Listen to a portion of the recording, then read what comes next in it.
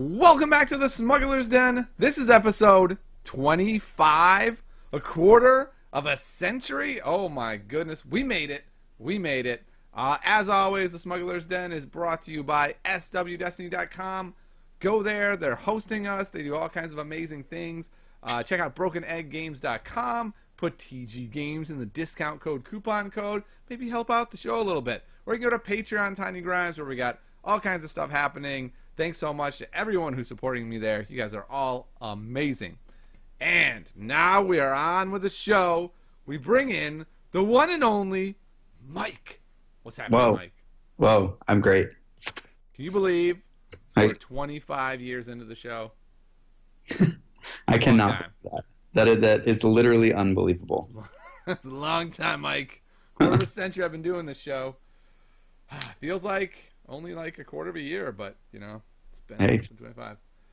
All right, Mike. So what have you been doing this week? How's your Destiny been doing? Destiny's been a ton of fun.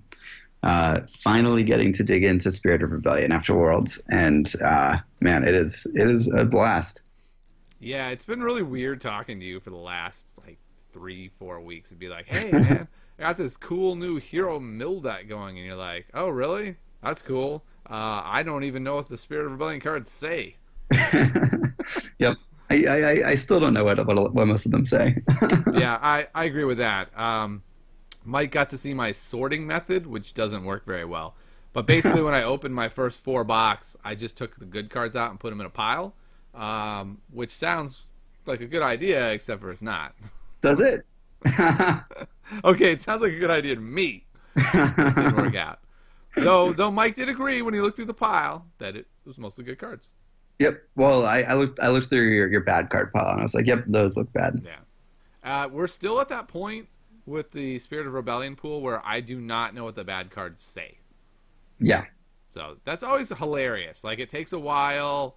Like, I get to know all the good cards really well, and then I start being like, what did that bad card say again? And every now and then you find a gem, and then every now and then someone wrecks you with a, quote, bad card, and then you really know what it says. Yep. So tip for anyone who plays against Tiny, just play cards that he thinks are bad. Yes. Yep. Listen to my podcast, figure out how wrong I am, and the cards I'm most wrong on, play them, and you'll crush me. Yep. It's really the key. It's not that hard to do. It's really not that hard to beat me. All right, Mike, so let's talk about Worlds real quick. I don't want to linger long because although it was such a cool culmination of Awakenings is dead, man. It is dead. It's done. Buried in the backyard next to the family dog. You didn't bury him alive. Don't worry. He was a peaceful 15-year experience he had. Don't panic. I know it sounded really weird. But, Mike, you went to Worlds. You were just on the podcast talking about Worlds. So what can you tell us outside of that? How was day 2? We didn't get to talk to you about that. Was it soul-crushing when you didn't make the cut, or were you okay with it? No, it was definitely not soul-crushing. I still had a lot of other reasons to be there. I wasn't, banking on, making it stop and, winning that uncut sheet of Mon Mothmas. Would it have been awesome? Yeah, of course. But, I got the sweet bling-bling resource tokens. They look nice, by the way. They look really nice. I want some. Yeah, I like those a lot. I was definitely hoping to get one of the Darth Vader mats, but was just shy of getting one of those. Not quite as just shy as D-House from Jedi Trails, who was number 33 out of 32. So sorry, David. Yeah, so here's something funny about me personally. I saw, everyone was like, oh, poor D-House. He got 33rd. That sucks. And I was like, what? I thought the cut was only 16.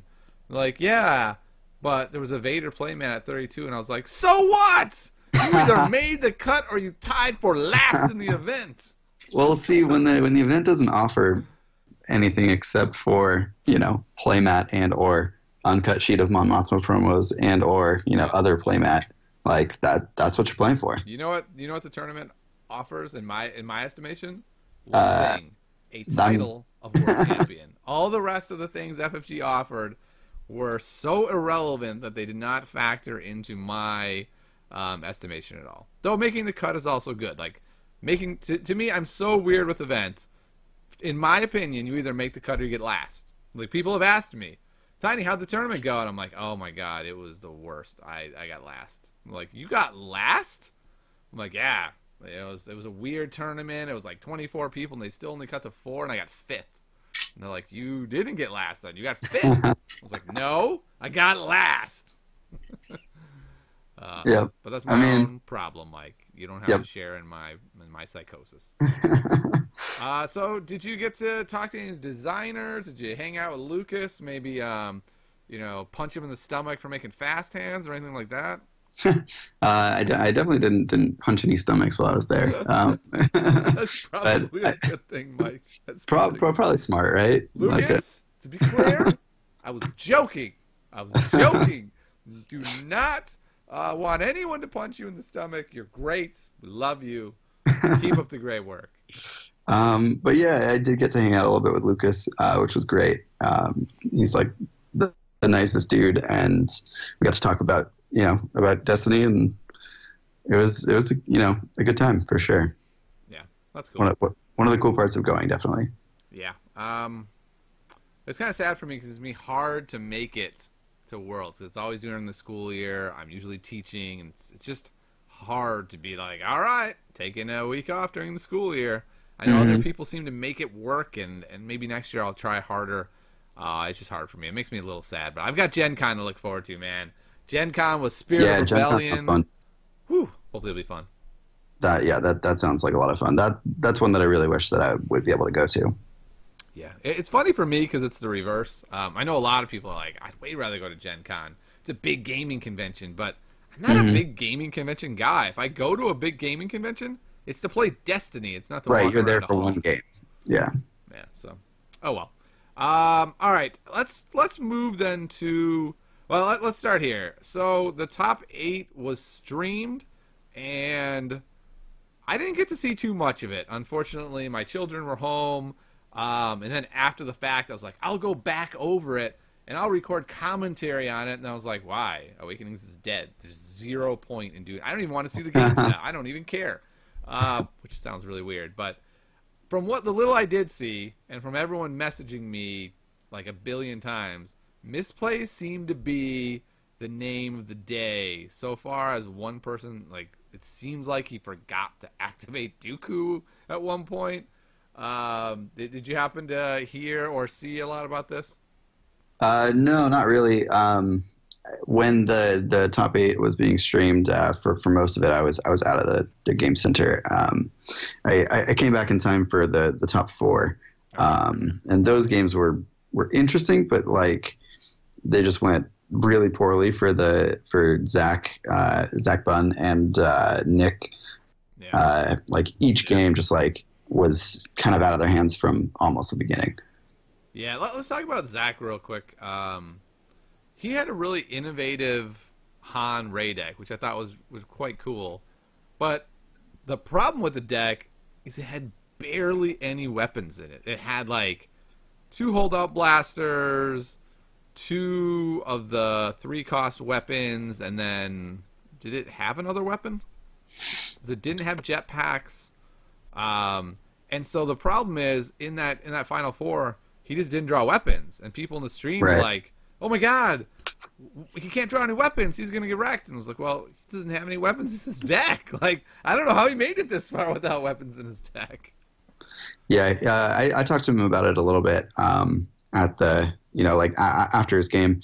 I think he was running 8 dice cards in the deck, Sure. Kind of just like based off the premise that like you can't play more than 6 anyway, like on your characters, and then also like it leaves you with money and with room in your hand for removal. So it's like you'd rather have like 1 or 2 upgrades in your hand and then the rest removal, or like 1 upgrade and then removal. So it's like it was a deck building decision that I think worked out for him overall, certainly not in those games. But I think it was a really cool way to build that deck and kind of take it in a different direction. And I mean, he obviously did really well with it. So yep, it's funny because I totally agree with all of that. But also to be clear, 2 of those dice cards were robes, so those aren't weapons. Sure. It's only 6 weapons, and was it even 6 weapons? I'm really. I think so. I think. Hold What were the other two? I I'm think opening my Hanrei deck now to figure out I what that think would be. Here we go, Hanrei. Um, Robes, Blaster, Heavy Blaster. One with the Force maybe was the other dice card? yeah, maybe one of those.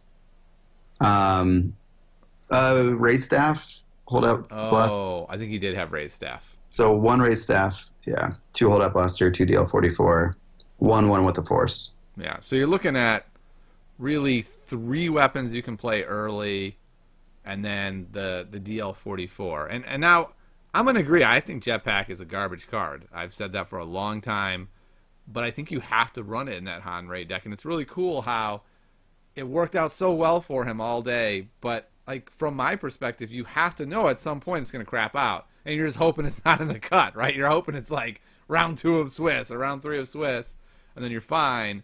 But if you only run, you know, 3 dice cards that help you early, there's going to be games where your opponent plays 3 upgrades with logistics turn 1 and you have none, and then you're going to lose, and that's what happened to him like 2 games in a row. Yeah, I mean, like I think for that particular deck, like it's trying to ramp early, so like getting robes on Ray is like fine because you just want the resources anyway. Like you're not really trying to deal early damage. Yeah. And like you know through our testing, like we kind of found out that like you don't need to do early damage because you just outlast your opponent and then you win at the end. So it's like kind of going all in on that strategy, I think. Yeah, and like I said, I think it's a cool idea, but I think you know in your gut like this could backfire. I'm just hoping it doesn't. In my testing, I found it doesn't backfire that often. I ran a statistical model. I found it doesn't backfire often enough to worry. And then it did. Sure. And then it did. But yeah, just at the exact wrong moment, of course. Yeah, and that's how it always seems to work. That's why I never run decks like that, because I know that that's when it'll happen to me. That the most soul crushing moment. Like usually it's like, all right, you're 4-1. If you win the next game, you make the cut, and that's when worst case scenario happens. So, yep. But going back to the top 8, it was amazing how littered the Twitch feed was with people just making really negative comments about the people playing the games and how this reflects badly on Destiny and really illustrates how problematic their quote World's Championship is when it's, you know, the fastest 195 clickers of a button. And it was interesting. It's an interesting complaint, but I do want to say this: at the end of a long day, stuff happens. People are stressed out. For a lot of Destiny players, this is one of their first really competitive games. Didn't you say, Mike, for you hadn't played a lot of competitive games before this? Not like I hadn't played them competitively, I guess. Right, like exactly. I've played other card games, but not like at a strongly competitive level. Right, and that's a big difference when it's your first time like playing in a really hardcore environment. It can be hard not to melt at least a little bit, and maybe you play a little suboptimally. And so I think it's twofold. I think we do have to give a lot of these people credit for making it as far as they did, and realizing that probably for some of them the pressure did get to them or fatigue got to them. On the other side, hopefully Worlds is better next year, right? Hopefully it's not the fastest 195 clickers or whatever. Yeah, I think it will be better. Also, I just gotta say this one more time, FFG. I know I said it last podcast. Dude, sub 200? Come on, man. Come on.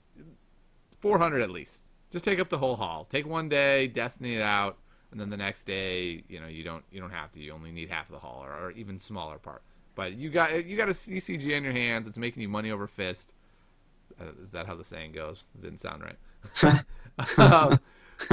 Get it together. Make a big event. All right. Let's move to the finals. We got Vader, Raider. We got PB&J, the Phasmoball Trooper deck. And just looking at the matchup from all your testing, because I know you tested this deck a lot, who did you think would win this matchup? Not based on player skill or even knowledge of the Vader player's deck. Just like, in my testing, this is who wins. It's closer than I would like to admit. Like, probably, like, very slight advantage to the Phasma player. Like some people think that like Phasma, Ball Trooper is really good against that deck, but I think that that's not totally true. Yeah, I kind of feel the same way. On paper, it feels like it has a large advantage, and then in testing, that advantage felt smaller and smaller the more we did it. Yeah. And I know John had a lot of success against the deck with his Vader Raider deck, and he actually thought Vader Raider had a pretty big advantage. So we argued that point quite a bit, but bottom line is it's a pretty close matchup. I think a lot of it comes down to, does the Phasma deck find its upgrades early? Does the Vader deck hit a couple early force strikes and actually get to knock out Phasma early? That's what it came down for us. But interestingly, if you look at the World Champs list, 1 force strike, Mike. 1 force strike. It's certainly an interesting choice. Yeah, I gotta say, when I saw this list, I was more than a little surprised. I'm just gonna put it that way. I was more than a little surprised. Yeah, I think at first when anyone who has played the game a lot, sees that deck, your first instinct is like, oh, okay, this is just bad. And like a lot of the cards seem like strange inclusions, and the fact that there's 1 force strike still seems pretty weird to me. Maybe like even 1 deflect, like that seems a little weird too. But there's a lot of things I love about the deck. No force choke, love it. I think force choke is one of the most overrated cards in Awakenings. I think it's an awesome card in a slow deck in a slow environment. That's not what Awakenings was. I'm fine with no mercy. No mercy is amazing and it helps Vader close out of nowhere. But you know what? Vader decks don't make money and they need money, so it's real hard to play no mercy. You know what card I love in this deck, Mike? This might surprise you. Boundless Ambition. Whoa, no way. It's such a good card, and it's such a good card in especially their Vader Raider build that's basically all in on Holocron. It's Holocron, then it's 2 force throws, 2 force trainings, 2 mind probes, and an immobilize. It's like the most expensive Vader Raider deck you'll ever find. So they're basically saying, we better get the Holocron or we are going to lose. So I disagree with that, because in their particular list, it's either we get the Holocron or we don't. We play our upgrades with our own resources and everything else costs 0. Sure. But still, they're so expensive, it's not easy to play them. You might get down like 1 force throw early or something. You're probably not playing a mind probe.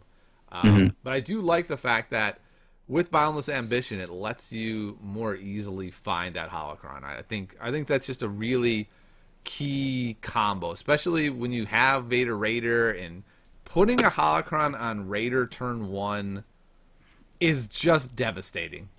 I mean, that's the only way I can put that. It's so bad because your opponent now, the answer I still say is kill Vader first. I heard Lucas on the stream saying the answer is always to kill Raider first. I still don't think that's true. I think he's wrong. I think the answer is usually kill Vader first.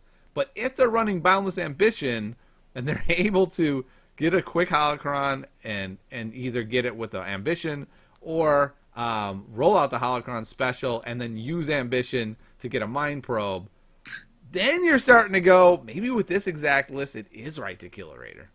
Right. And if that's the case, Mike, that's amazing. Yep. that is insane. Oh, you killed my Raider. Oh, that's too bad. All I have is this Darth Vader guy with, a weapon on him, rolling 9 damage a turn. Yep. I'll be all right. Yeah, it's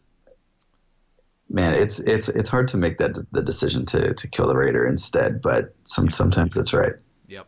It's hard because as a community, we've pretty much decided you always kill Vader first. And this is what was so fascinating about this tournament. Like, right before this game, Nick gets the list. Here you go, Nick. What are you going to do? Here's the Vader list. And you look at that and you're like, what the hell is this thing? Like, there's no mercy? There's 1 force strike? Yeah. What the hell is happening? Is this guy is like the worst player ever and he somehow made the finals? What am I supposed to do? Or the best player ever if he was playing with that bad of a deck and he made it there. There you go. The best pilot ever. That would be terrifying.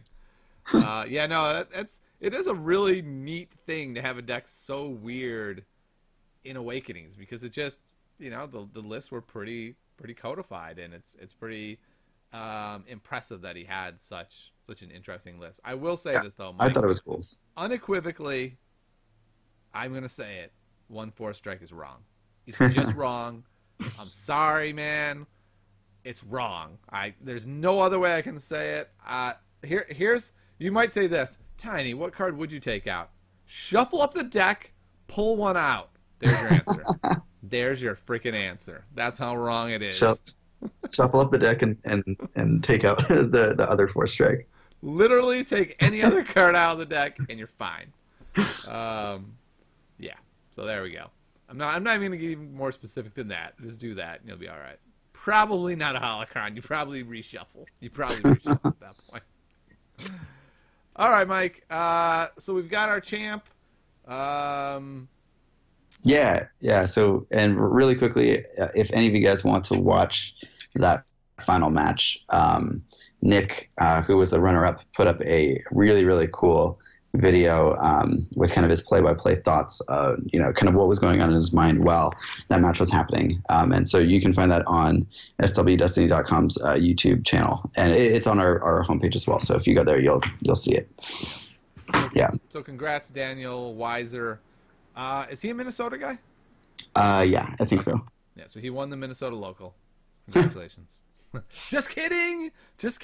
Don't get upset. No, but congratulations, Daniel. Good win. Look forward to seeing you in the future, and hopefully we'll be at Gen Con. I'd like to meet you, play some games, see if you're still running 1/4 strike. All right, let's get out the shovel. Ceremonially bury Awakenings. All right, we're done. It's gone, man. Never talking about it again. Thank goodness. All I can say is this, Mike. Please, Spirit of Rebellion, be a meta game than Awakenings was. Please.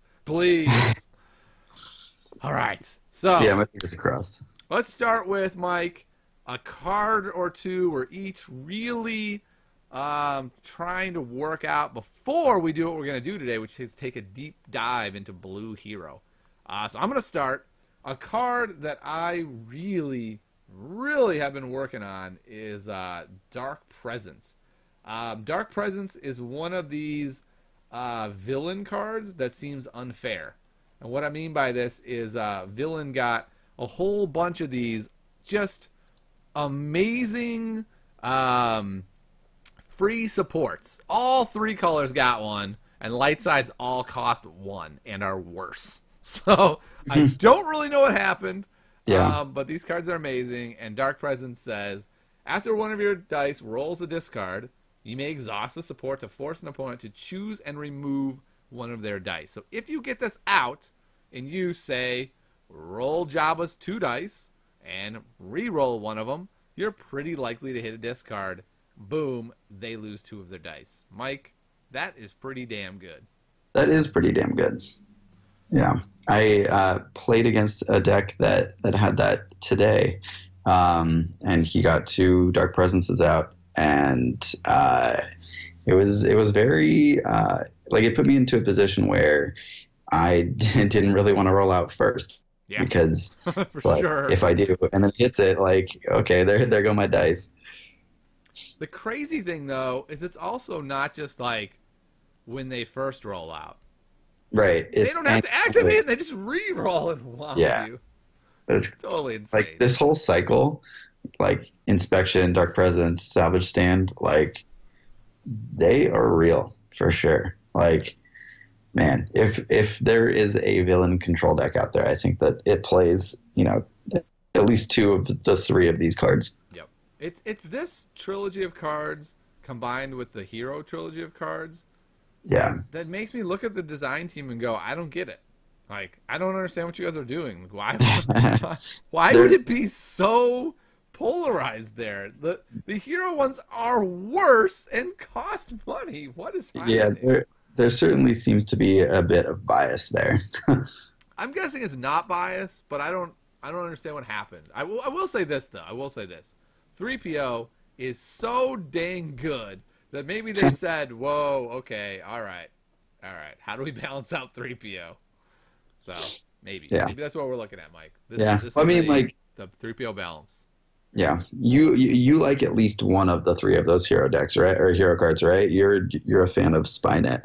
Oh, So yeah. I am a fan of Spynet, but it's only in a hero mill deck. yeah. And, I mean, if it causes 0, it sure would be a lot better. Yeah. All right, so let's take a look at some of the guys you can run with Dark Presence. The one that I want to make work most is the Anakin Skywalker Darth Vader. What a lot of people have forgotten about this card, Mike, it has a discard side on it. I don't know if you remembered that. It has 3 damage sides, 4 damage sides, and then it's like, oh, whatever side happens to be discard. Mm-hmm. So you can do this insane aggro deck where you're just like, all right, I'm an aggro deck, rolling Vader. Oh, by the way, it also just controls all your dice. Yeah. Seems good. The problem I've been running into is it's 17. 13 is kind of an awkward number. What are you pairing with him? It seems like everything I try to pair with him is low health. Like, you can't run this as a 3-character deck. There just is not a 6 and a 7. There's no 6. So it's this weird thing where I've ended up moving away from him. And the reason is because Phasma also has a discard side. It costs 2 less, so I can get a 4-dice start with Phasma. That's what I've been doing. What about you? Have you had any ideas with Dark Presence? Have you been using it at all? I haven't tried it out yet. Actually, that's not 100% true. I tried it at the pre-release with my cobbled together like Dooku Ventress deck. Oh, okay. Yeah, and it was like okay a couple times, but I only had 1 in the deck, which I think actually makes it a lot worse. And 1? What the hell's wrong with you? I only pulled 1 at the pre-release. And then by the way, guys, this is a 2 of for sure. Yeah, having 2 of these is I would argue more than 100% better than 1 of them. Yes, I would too. But it didn't do that much in that deck, but that deck was bad. So I've seen it played against me, and it is scary for sure. I'm really like I want to try it in a Dooku Jabba, like either aggro or control deck. I think that would be pretty solid. Yep, I think it's great in a mill deck.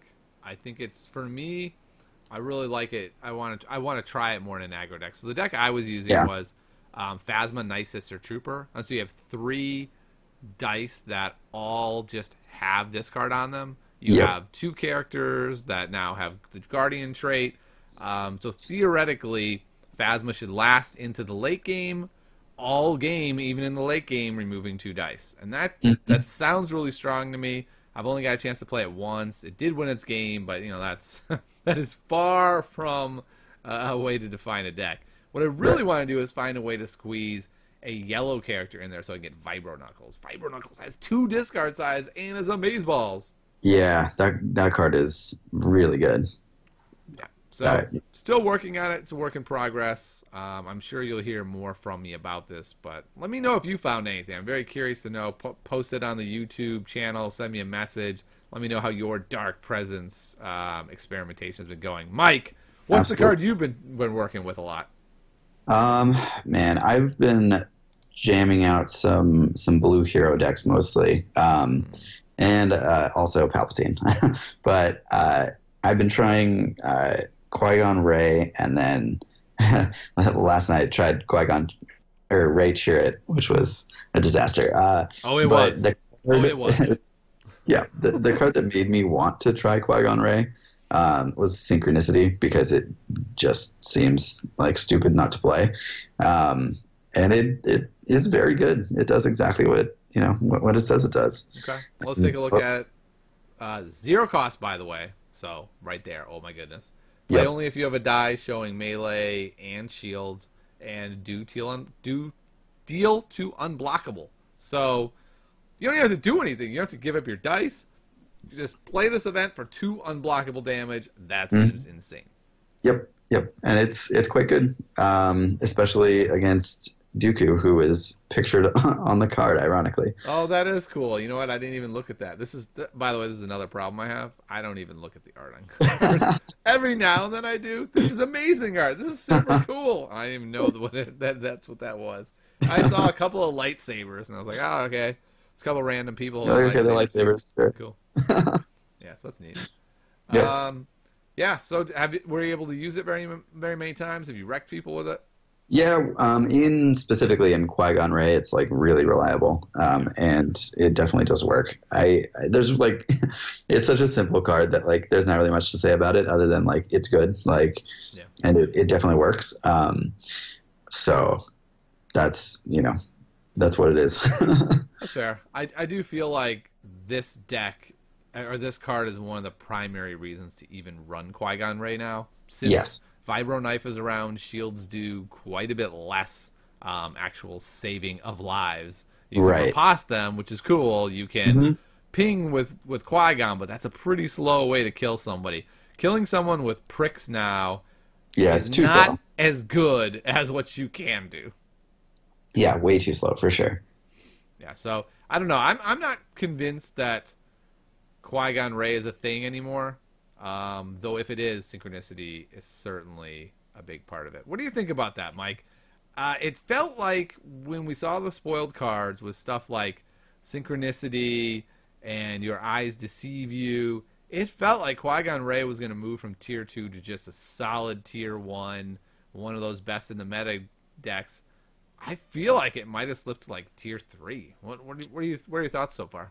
I don't think it's that far down. I think it's still You think it's at tier the 7? very least. I think it's Tier still 8? Tier 9? Yeah, exactly. No, I think at the very least it's still tier 2. Like it still has Ray. It still uses Vibro Knife.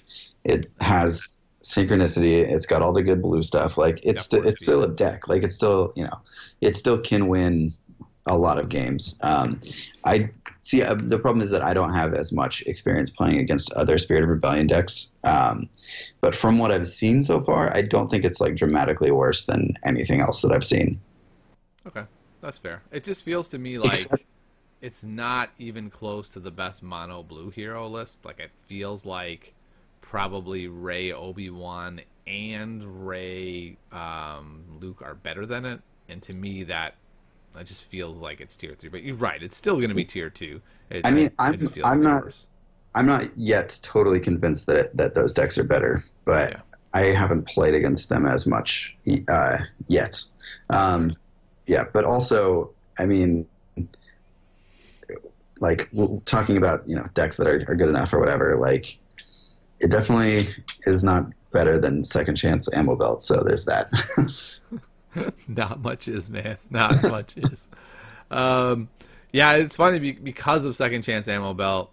I've been playing a lot of decks with Imperial Inspection in it, with tons of bursts, so that you can just be like, I'll inspection off the ammo belt, and then I got you to 9 last turn, and now I can burst through the Second Chance. It's like that becomes the meta, and this is what we talked about last time. Was that when I say ammo belt Second Chance is broken and will define the meta, I don't mean there's no deck that can beat it. What I mean is it's very warping to the meta, I think, too much, so that decks like this that are really good tier 2 decks almost don't have a chance. Yeah, I played against your Hero Mill Second Chance Ammo Belt deck last night, and I think that was the least amount of fun I've ever had playing Star Wars Destiny. It was pretty fun for me. I don't know what your problem is. All right, I'll Second Chance, and then I'll Ammo Belt. Oh, you knocked my Ammo Belt off. I have 3 more. I'll play another Second Chance. Yeah, well, to be fair, I did kill you that game, and then, So what happened was, okay, it was really late, and he had a disrupt. I didn't even see it. My eyes were like watering, and I just made a play, and then he disrupted my money, and I was like, wait, no, that I lose. I just automatically lose. I have to play the Second Chance. And then you play Second Chance, or you had Second Chance, or no, and then you play Second Chance, and then you go Ammo Belt, and then I'm like, oh, yeah. So I literally can't win now. Yeah, that's rough. It's rough, and it wasn't like it was amazing draws by me. We were near the end of the game. No, I it was just fine. Sculpted the hand and gotten to that point. Yep. Yep, It's just, it's tough, and I agree. I think my deck that I've been working with in mono blue struggles with it as well. So let's talk a little bit more about your deck. What do you feel like are the cards that make you think that this blue archetype is here? Like, okay, let's start here. Do you think the mono blue archetype has a tier 1 deck in it? Like, do you think it's as good as stuff like Pomas and I don't know, I guess Hero Mill, things like this? I think it's up there. I don't know if it's quite as good as those, but I think it's. I think someone's got a deck, or there is a deck, that we can find that is up there. Yeah, I agree with that. I think there's going to be a really good mono blue deck, and one of the main reasons is force speed. Like when we saw force speed, we all collectively lost our minds. People quit the game over force speed. Like it was a very reactionary moment. But the more I've played with it, the more I don't even put it in most decks. But I will say this. Yeah. If Ray's in the deck, I put it in the deck. Absolutely. Because it is really busted with Ray being able to go, put it on Ray, Vibro Knife Ray, roll Ray, resolve the force speed, 2 more actions. It just totally spins out of control really easily. Yeah. Personally, I think that it kind of pushes those games more heavily towards like having good RNG, because if you do, then you win, like more so than other games. But yeah, like force speed on Ray is just like there's so many different things that you can do with it too.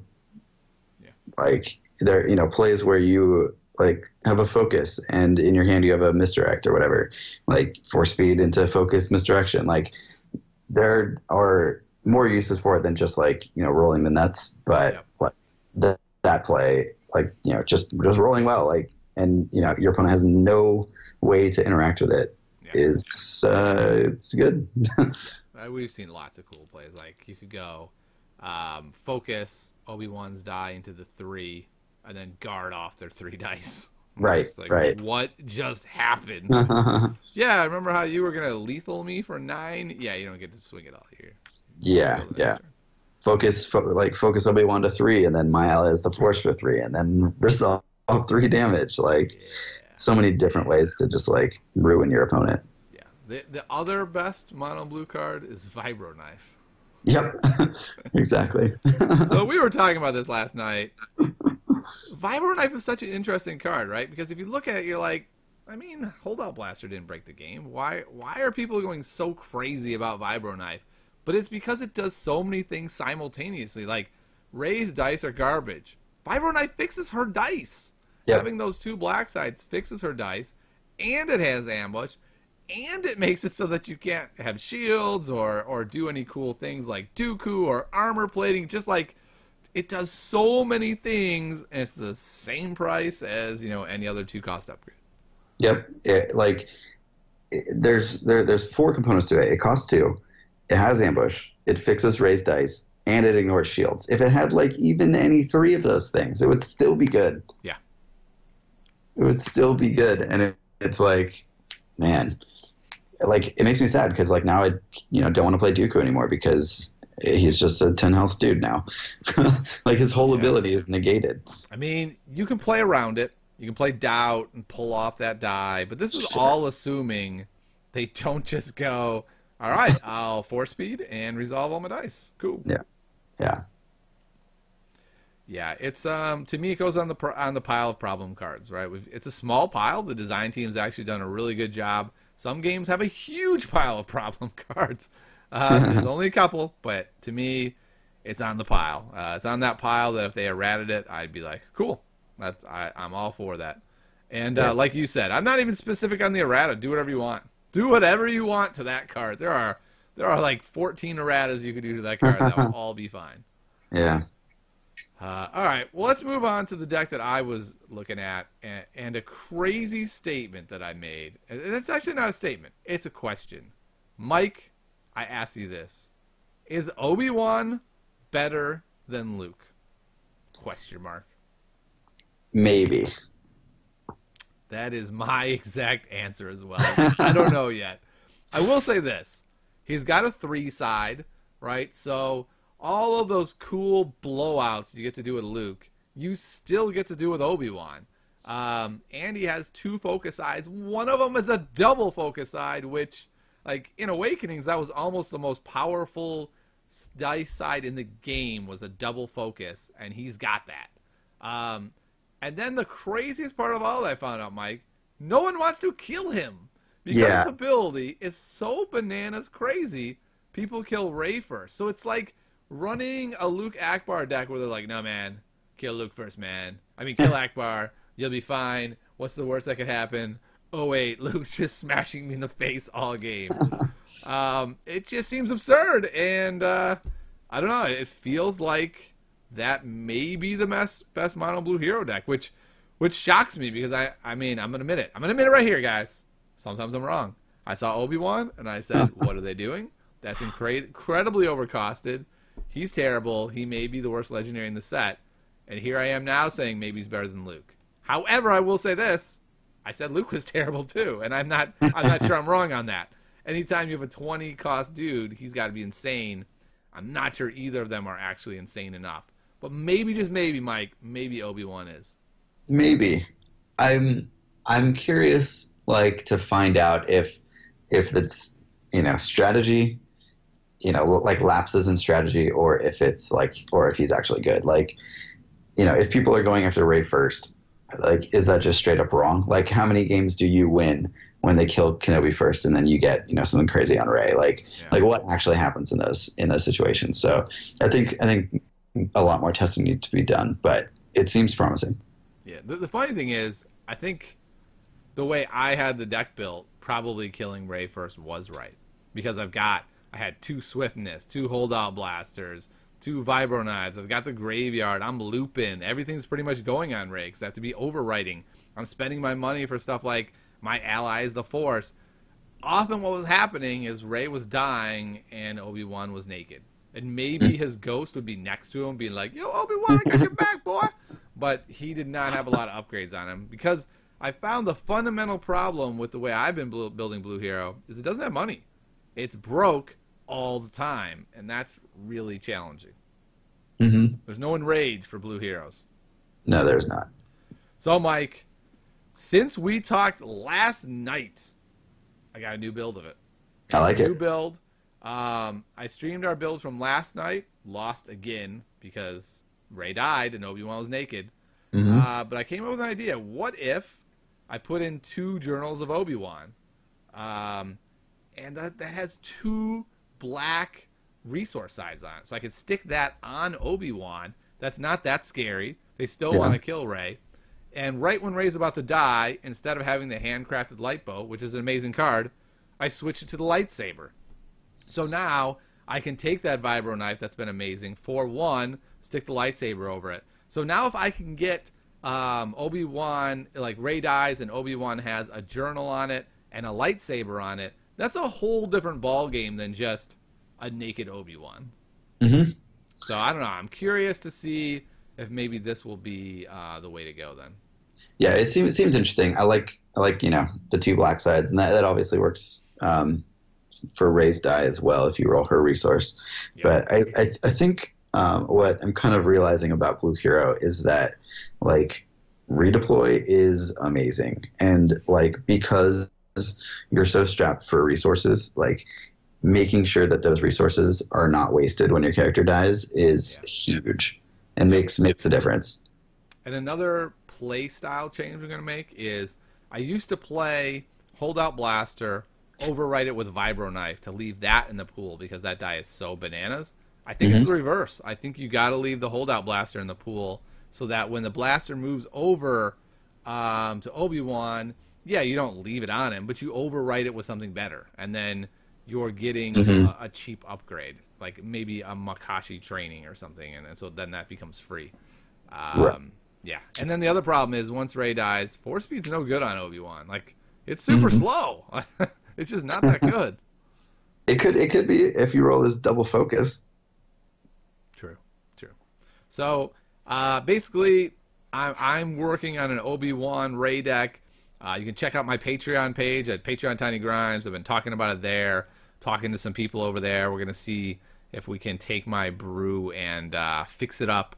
I'm pretty excited about it, though. I will say this, though, Mike.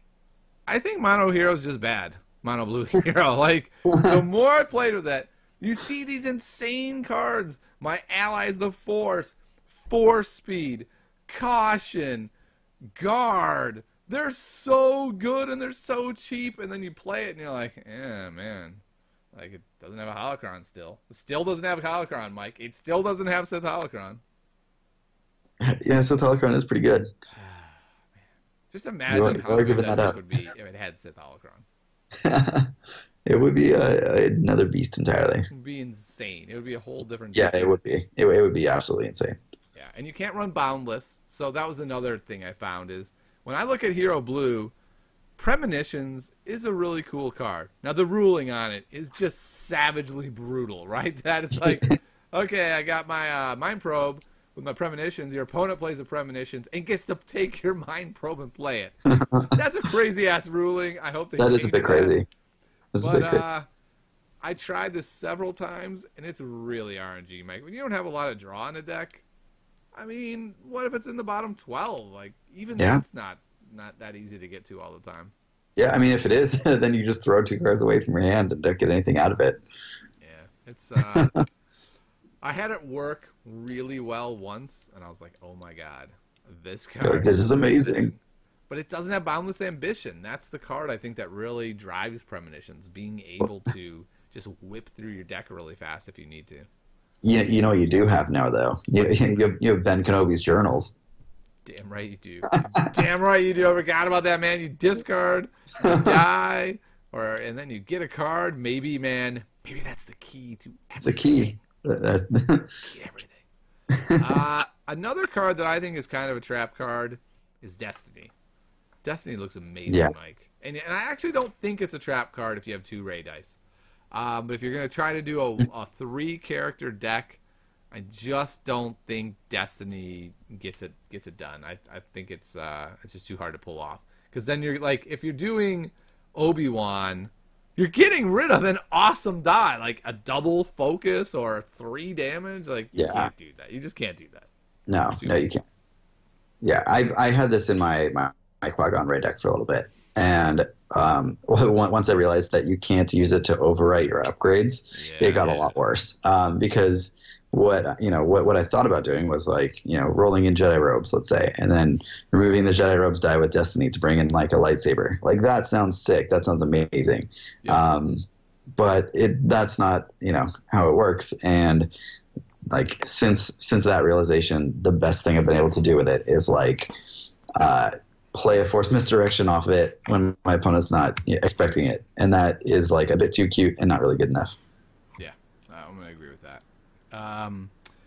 Another card that I think is not as good as we had hoped is the Handcrafted Lightbow. Like, the Handcrafted Lightbow is amazing. Like, it is an amazing card, Mike, but it costs 3, and when the dude dies, it's gone. Doesn't have redeploy. Yep. Yeah. It's huge for a deck that doesn't make a lot of resources, that usually just runs 2 guys, and whoever you put a giant light bow on, people are going to be like, look, that dude has a light bow. Kill that dude. To me, like, that's a card that you overwrite your lightsaber with after your lightsaber's already redeployed. Like, yeah, and then you're playing 4 3-cost lightsaber slots in a deck that doesn't make money, Mike. Yeah, it doesn't seem easy to do. No, it doesn't. It does not seem easy. Yeah, it's the other thing that I think this is maybe good for is Poe. Like, being able to discard this with Poe is pretty good still. I mean, that's a whole different question, though, right? Like, that's not Mono Blue Hero. That's it's everything expensive is good with Poe. Poe's Mr. Moneybags. That needs to be his new nickname. Like, Mr. Moneybags got all the expensive toys in his closet. Yeah, okay. If we're sticking to Mono Blue, then yes, maybe this is a bit too ambitious. Yeah. Another card, Mike. What about Decisive Blow? This thing looks amazing. 3 cost, wrecks your opponent's whole turn. Too expensive. Too expensive. Too situational. Yeah. It feels like this is the name of the game with like all of set 2 blue is they looked amazing, and then the more we look at them, we're like, Yeah. I don't know. I've always thought this was a bit too expensive. I mean, it's not too expensive because if it was cheaper, it would be like maybe too good, but yeah. like it's too expensive to put in a deck and be able to reliably use it. Yeah, I agree. And another card that my Allies the Force, that card is amazing. Don't get me wrong. In almost any other situation, it would be bonkers. Mono Blue Heroes doesn't have any money. It's like your whole turn. Like, it's really challenging to craft spots where my ally gets the value that you want it to have. Mm-hmm. Yeah, maybe there's a way to build, Mono Blue Hero that we haven't figured out yet that just makes a ton of money and, can play these cards really well. But I don't know what that looks like. Ears, by the way. If you find one, loyal viewer, tell me, please. I want a Mono Blue Hero that makes piles of cash. Yeah, that'd be amazing. Yeah, I don't know what it would look like, but I mean, it sounds like it'd be pretty cool. It's probably a Churret deck or something. Churret's probably good, and we're just too stupid to realize how good he is. Because I was so happy the other night when you're like, I'm gonna play Churret. I was like, really? Awesome, because he looks just god awful to me. I hope he's amazing. And then we played him, and you're like, I got a +2 side. I got the +2 side. Wait. I have to re-roll all my blanks. Oh, I rolled more +2s with Ray. That's the worst thing ever. Yeah, that felt bad. But then every now and then you'd be like, oh, jackpot. Yeah. So, I don't know. He feels... The way that I had it built was horrible. Like, I don't know if there is a way to build it better, but man, it was bad. Yeah, that's true. That was kind of a bad build, but that's all I right. think I'm pretty sure you need 4 Awakenings in that deck. 4 Awakenings.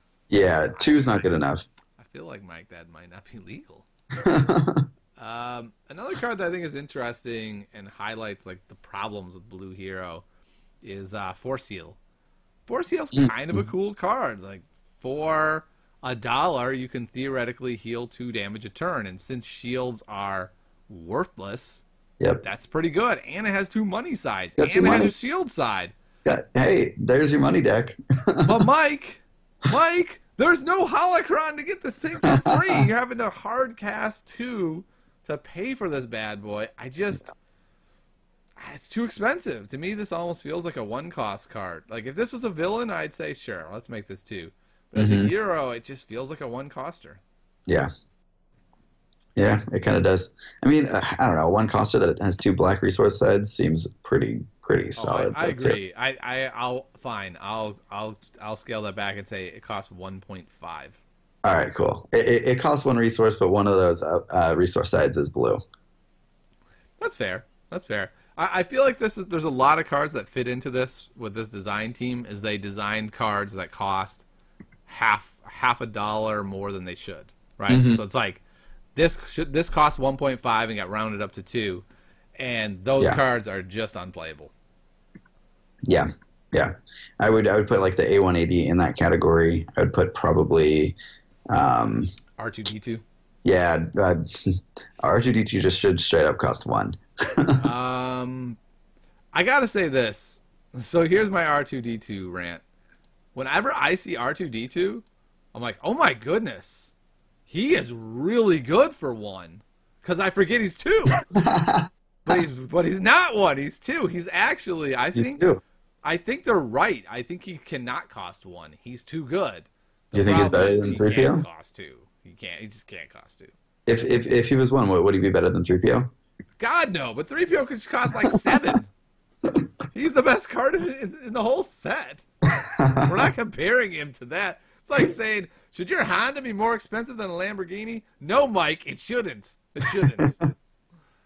But R2's really good. That special, resolve 1 of your dice, increasing its value by 1, that is really flexible, and he has a focus, and he has a resource. The dude even has a melee damage. This is a rockin' card, but it sure should not cost 2. Yeah.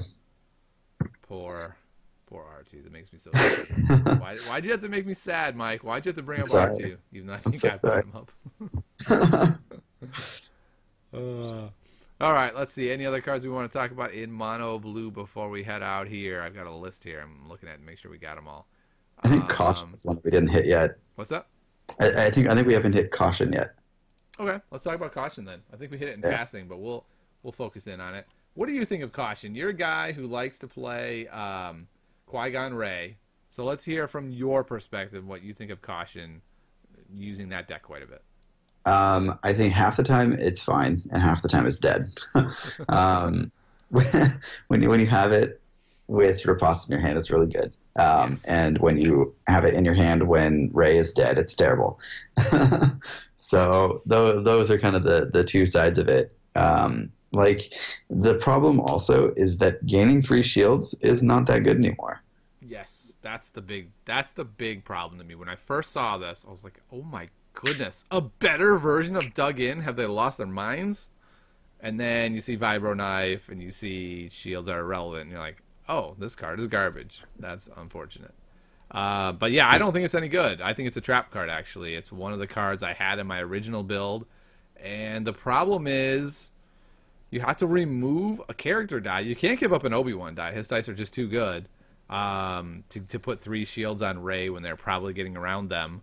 And then as soon as Rey dies, or one of the other guys dies, like you said, it's it. That's it. It's a dead card. I've had games where I've drawn 2 of them mid-game in the same hand. It's 2 dead cards. And yeah, sure, they're rerolls, but I mean, I can come up with better cards that have more impact when they're not a dead card than this card.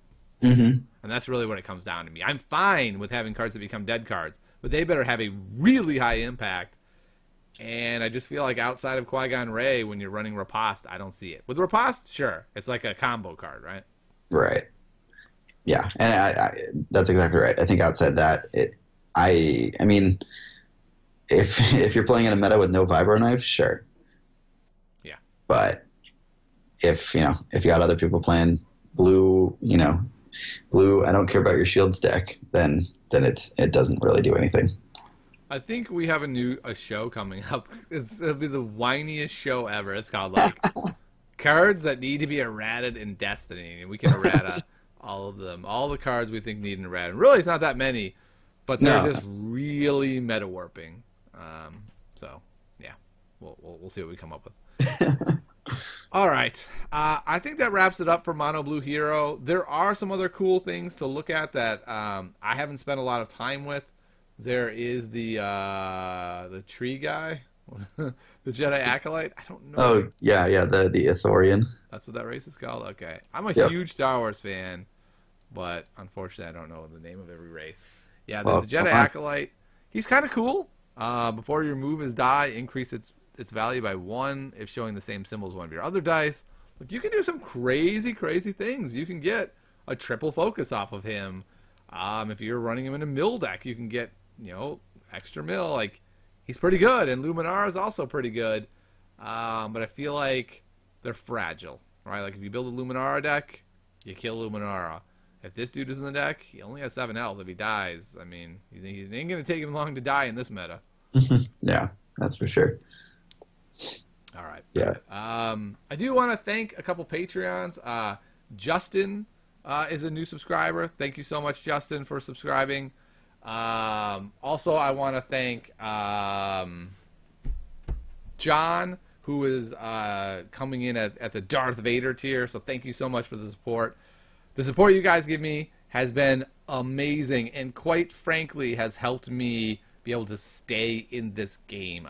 I'm not sure I could buy enough boxes of Destiny to be able to make good content. Like, I could buy a box, 2 boxes, but I'm pretty sure my wife would murder me if I wasn't able to buy, a little bit more thanks to your incredibly, incredibly generous contribution. So again, thanks so much for all of you out there who support me on Patreon at $1, $5, whatever it is. Really appreciate it. Thanks so much. And even more, thanks for the conversations. That's been great. I really had a great time, and I appreciate it. I do also want to talk about an event that's coming up, Mike. The Smugglers Den is so excited about this event that we're jumping on to support it fully as a sponsor of some sort. But boy, the what is it called? X Wars this summer, July 8th and 9th at UCF, the University of Central Florida. Big cash money Destiny tournaments. Not one, Mike. 2 of them. 2. This excites me, Mike. I feel like, and I said this a lot, and I don't mean FFG is doing a bad job. What I mean is, I don't feel like you can have a CCG where people pour thousands of dollars into it, and then you go, congratulations, here's a Mon Mothma poster. Maybe you can use it as a blankie at night. I just don't think that's enough, Mike. I'm not saying FFG has to do a $10,000 tournament or something, but I'm very excited to have another branch or several other branches, offshoots, running these types of tournaments to sort of give us that outlet that a lot of players want, a chance to maybe recoup some of the cost of this really expensive collection. Mm-hmm. So I'm excited. And plus, it's going to be high-level competition. When there's a lot of money on the line, sometimes, yes, people act like jerks. But usually it just brings out really good competition. Yeah. So I'm excited. I can't wait. Are you going, Mike? Are you going to UCF in July? It's a little bit of a drive for me, so I don't think I'll be able to make it. Yeah, I don't think I'll be able to make it either, but not because I don't want to. Believe me, yeah, exactly. I am currently working on my schedule, shifting things around, trying to see if I can make it. It seems unlikely, but boy, I'm trying. I'm really trying. I think it's going to be very exciting. Yeah, I would love to, but after Worlds, which is already fairly expensive, it's a bit tough. It's a problem for me. I'm already fully committed to Gen Con, and so that's a real challenge for me to try to do 2 events like that during the summer with a family. And if I was single, I'd do it. With a family, like, excuse me, didn't you just go there, and now you want to go there? Really? So. Yeah, that's how the real world works for me. All right, Mike. Well, thanks so much for coming by the Smugglers Den this week. Where can people find you?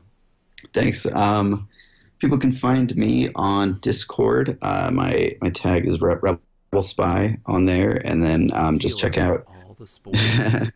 Check Everyone out. Died in acquiring them. Shh. It's a secret.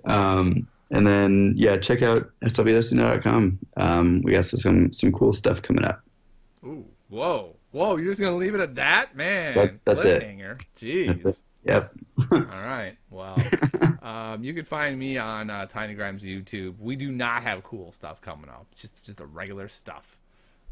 Just regular stuff. Just regular old Tiny Grimes. I'm Tiny Grimes Games on Twitter, and I will say this: I've been streaming more and having a lot of fun doing it. I tend to stream more when I'm playing crazy decks I'm having fun with, rather than just trying to grind out tuning games. And so come on by. Today I played Obi-Wan. I played this amazing villain vehicle deck that I'll probably talk about next week. I did not make it. Fire Emblem made it. Game Slayer showed it to me. It's real cool. I'm very excited about it. But yeah, so come on by, check out the stream, Twitch Tiny Grimes, and we'll see you next week on the Smugglers Den. And we made it! Quarter century! It's in the books!